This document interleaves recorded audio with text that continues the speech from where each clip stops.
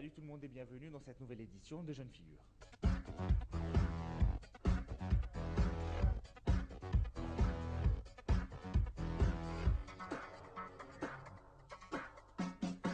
Notre édition de ce soir va faire le portrait d'un concept très novateur qui s'appelle le clickfunding, qui a été récompensé par le concours égyptien Young Innovators Award, ou les récompenses pour les jeunes innovateurs. L'entreprise justement est fondée sur ce concept. Elle est dite sociale à but non lucratif parce qu'en fait l'argent qu'elle reçoit est plutôt reversé pour le développement social, pour des causes de développement social. On va en parler davantage avec ses fondateurs. Elle s'appelle Bassita simple en égyptien. Bassita comme on aime bien le dire en Égypte, et puis aussi comme sa façon de faire. Ses fondateurs, Salem Massalha et Alban de Memnonville, et je commence avec Alban. Alban, bonsoir. Merci. Alban, si tu pouvais nous faire un portrait de Bassita, d'où vient le nom et quel est son concept? Bassita, c'est l'entreprise qui, en Égypte, a introduit le clickfunding. Le clickfunding, c'est se baser sur le plus grand nombre, sur la masse, pour arriver à des actions très concrètes sur le terrain. Le clickfunding se base sur le plus grand nombre. Imaginez que 1 million de personnes décident d'aider 200 personnes. Tout ça peut aller extrêmement vite si on a la masse. Imaginez par exemple, nous on a sélectionné une cause à Manchat Nasser. Imaginez 100 000 personnes qui souhaiteraient en aider 200. Ces personnes aujourd'hui peuvent se réunir sur les réseaux sociaux. Des choses qui n'étaient pas possibles il y a 10 ou 15 ans sont aujourd'hui possibles, et on a changé notre manière de diffuser des idées, de transmettre des messages. Ça, c'est possible aujourd'hui grâce à Facebook, grâce à Twitter, grâce aux sites de partage de vidéos. Imaginez que 100 000 personnes se réunissent sur un de ces sites et disent, voilà, nous voulons apporter une cinquantaine de tables à des enfants de Manchat Nasser. Imaginez maintenant qu'une entreprise égyptienne, voyant que ces 100 000 personnes souhaitent tous la même chose, disent, voilà, moi, en tant qu'entreprise, je vais payer pour ces tables. Ces 100 000 personnes seront toutes, à la fin, reconnaissantes face à cette entreprise d'avoir payé pour les tables. L'entreprise sera là pour réaliser l'objectif de ces 100 000 personnes. Aujourd'hui, on vit dans un monde économique où les entreprises ont besoin de plus que des produits. Elles ont besoin d'une image. Lorsque ces 100 000 personnes sont au courant que l'entreprise a agi pour le bien de la communauté, elles seront reconnaissantes à cette entreprise. Ça va améliorer l'image de l'entreprise. Si je résume, dans un tel schéma de clickfunding, tout le monde gagne. Le public gagne parce que, en se regroupant, il va tirer sa force de son regroupement, et à la fin, il y a une entreprise qui va dire, puisqu'il y a 100 000 personnes qui ont toutes la même idée, on va les aider. Donc le public gagne.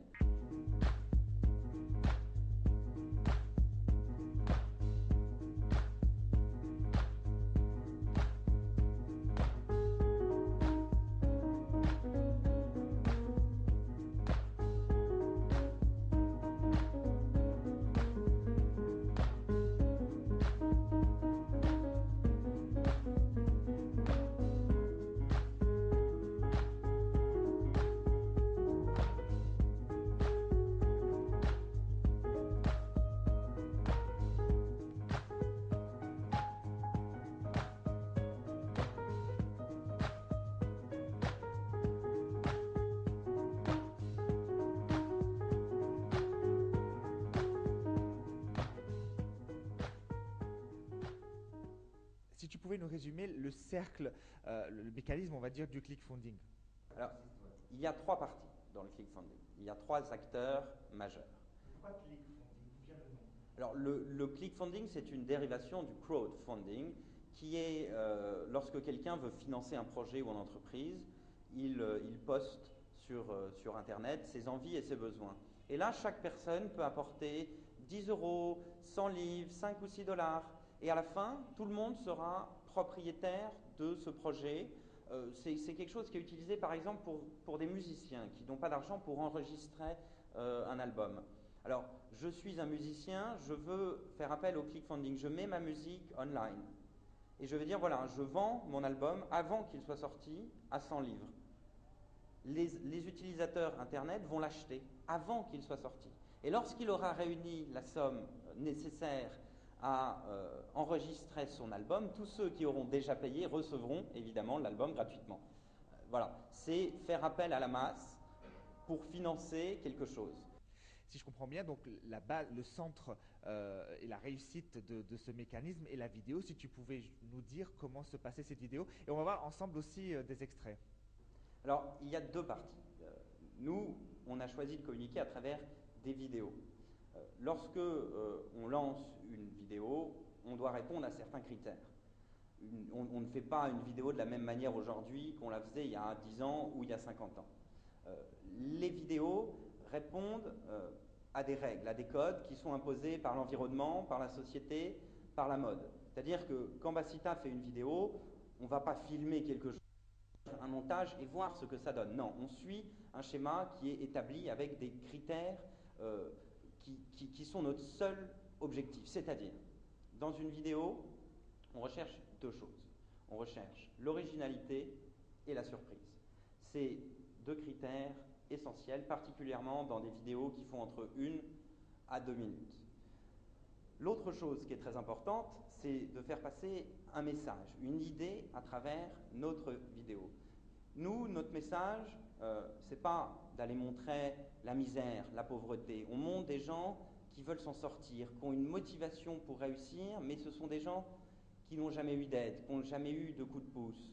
Nous, on va leur apporter ce qui leur manque pour réussir, pour transformer leur volonté en quelque chose de concret. À la fin de chaque vidéo, on laisse le spectateur face à un choix. Si vous voulez aider, c'est possible, c'est faisable maintenant, de là où vous êtes, et sans payer.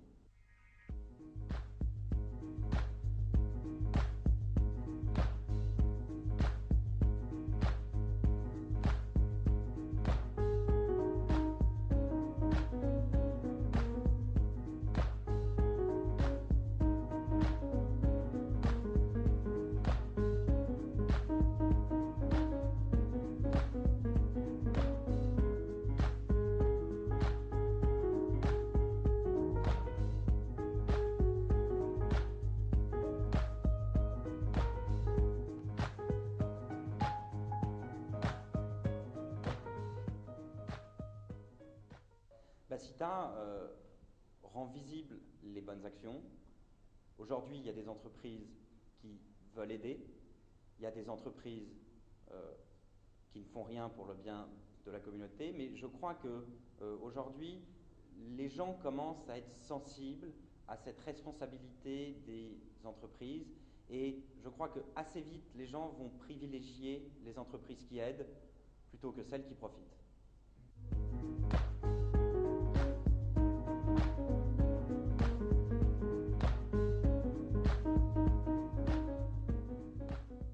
On fait que cette simplicité multipliée par des centaines de milliers de personnes devienne une force. Une petite chose peut devenir énorme, des causes simples pour de grandes avancées.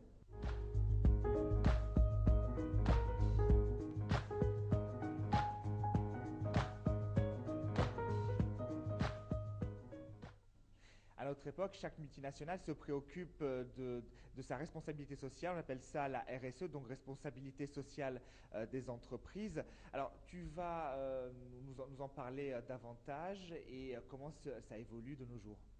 En effet, ce qu'on voit apparaître depuis quelques années chez certaines entreprises, et c'est une très bonne nouvelle, c'est une responsabilité. Aujourd'hui, une entreprise, c'est plus seulement un chiffre d'affaires, c'est une image. Lorsque vous avez le choix entre deux produits à peu près similaires, est-ce que vous allez acheter celui d'une entreprise qui aide certaines causes, qui aide par exemple les enfants défavorisés, ou d'une entreprise qui reverse l'ensemble de ses bénéfices à ses actionnaires? Le choix est vite fait et les gens sont de plus en plus sensibles à cela, c'est-à-dire à l'impact qu'a une entreprise. Aujourd'hui, lorsque vous achetez un produit d'une entreprise qui collabore avec Bacita, vous êtes certain que cette entreprise donne une partie de ses bénéfices à réaliser des actions concrètes et réelles sur le terrain. Beaucoup d'entreprises disent aider. Alors comment faire la différence entre celles qui sont sincères et celles qui font ça uniquement pour améliorer leur image? Lorsque vous choisissez une entreprise qui collabore avec nous, vous êtes sûr qu'en fin de compte, une action a été réalisée, que la cause est là, que les produits promis sont arrivés et que l'argent ne s'est pas perdu dans les méandres infinis des responsabilités sociales en entreprise et de ses départements. Non, vous êtes sûr que quelque chose a été fait d'une manière concrète et utile pour la société.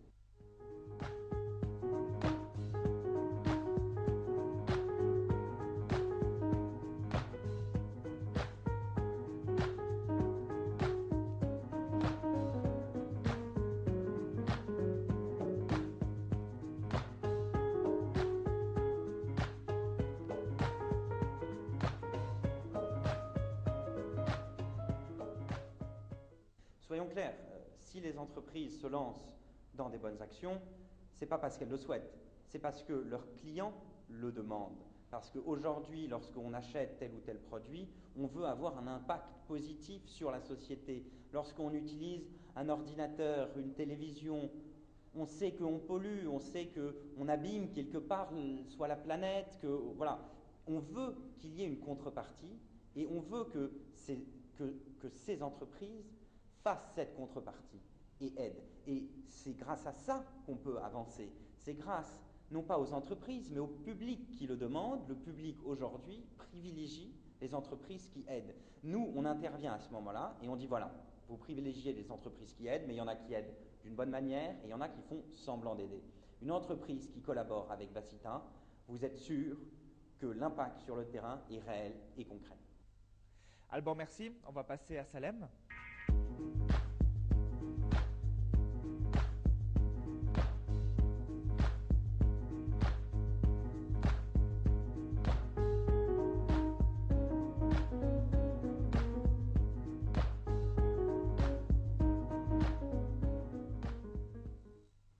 Salem, donc vous êtes au